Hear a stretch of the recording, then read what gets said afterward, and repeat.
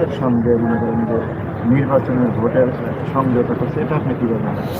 আসলে কি এনসিপি এখন আমি আসলে কি আজকের দিনে আমি আপনাকে যদি বলেন এই প্রশ্ন এখন অবস্থান দেখে আমি লিখে দিতে পারি এই দলটা বিলুপ্ত হয়ে গেল।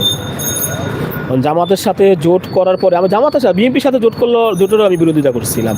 আমি শুধু এরকম না যে তারা যেভাবে মানে ঢাক ঢোল হুঙ্কার মানে 300 আসন এরকম দিয়ে আপনি বুঝেন না, আপনি এখন মানে ইঁদুরের মতো হয়ে গেছেন। আপনি আপনি এর কাছে দৌড়ান আসনের জন্য, ওর কাছে আসনের জন্য, আপনার দলের থেকে লোক যায়, এটা যায়। এটা কি আমাদের এই আপনি গণঅভ্যুত্থানের সম্মুখ সারির যোদ্ধা, আপনারা সামনে থেকে লিড দেওয়ার লোক, আপনাদের যদি এই বেহাল দশা মানে কি আপনাদের অধপতন এবং আপনারা যে শেষ হয়ে যাচ্ছেন এটা বোঝা গেল। যে কারণ আপনারা এমন একটা দলের সাথে এখন ওটা ছোট না, দলের সাথে আপনারা জুটে গেছেন যে সে তার জীবনে 53 বছর 54 বছর রাজনীতিতে সে 18টা আসন পাইছে।